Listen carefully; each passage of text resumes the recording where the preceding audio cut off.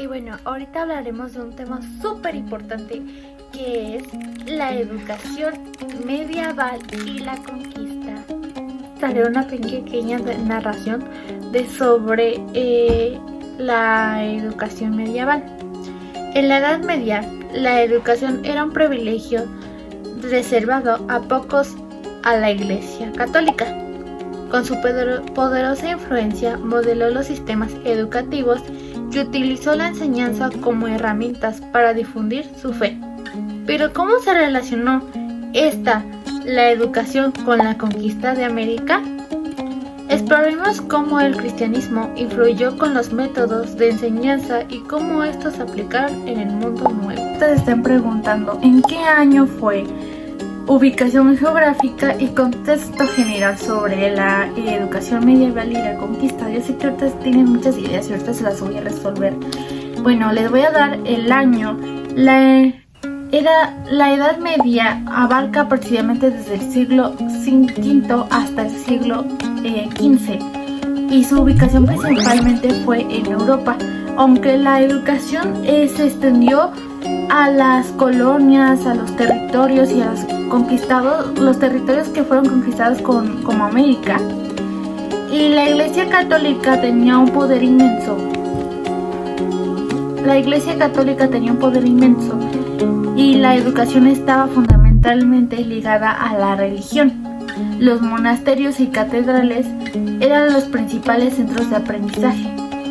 ¿Qué se enseñaba? Ustedes se preguntan como, vale, dinos qué se enseñaba. Pues les voy a decir qué se enseñaba. Se enseñaba la gramática, que era la latín, retórica, el arte de hablar en público, y la dialéctica, que era la lógica. Y se enseñaba la aritmética, la geométrica y la astronomía, y sobre todo la música, porque siempre era la música. Enseñar cómo se enseñaban en esa época, que era el método escolástico. El método escolástico era basado en una lectura, en el comentario de texto y clásico, y muy religioso. También aplicaban el aprendizaje memorástico, que era que los estudiantes memorizaban un texto largo y también se aprendían las fórmulas, porque también se ocupaban mucho. El método socrático, a través de preguntas y respuestas, se estimulaba el pensamiento crítico. Sé que ustedes se están preguntando ¿a quiénes se les enseñaba? ¿Cuáles eran sus principales funciones? Bueno, principalmente se les enseñaba a los monjes, a los sacerdotes, eran los principales maestros de los monasterios y de las escuelas como católicas. También se les enseñaba a los maestros laicos. En las ciudades surgieron maestros independientes que ofrecían educación a cambio de una remuneración. Y bueno, sus funciones principalmente era transmitir conocimientos religiosos, preparar a los jóvenes para tener una vida súper útil y permanecer en la cultura clásica. También era justificar el poder de la iglesia y de la nobleza.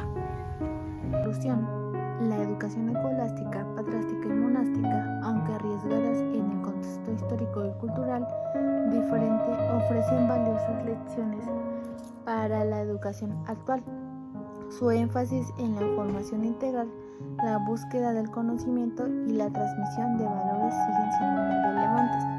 No obstante, es fundamental reconocer las limitaciones de estos modelos y las necesidades de adaptar la educación a las realidades del siglo XXI. La educación intercultural, que representa la diversidad cultural y lingüística, es esencial para garantizar una educación de calidad para todos, incluyendo los pueblos indígenas. Los métodos se les enseñaba a ser flexibles y considerar los estilos de aprendizaje de los indígenas. En conclusión, la educación escolástica, patrística y monástica, aunque arriesgan el contexto histórico y cultural diferente, ofrecen valiosas lecciones como la educación actual. Su énfasis en la formación integral de la búsqueda de conocimiento y transmitir valores siguen siendo muy relevantes. No obstante, es fundamental reconocer las limitaciones de los modelos y la necesidad de adaptar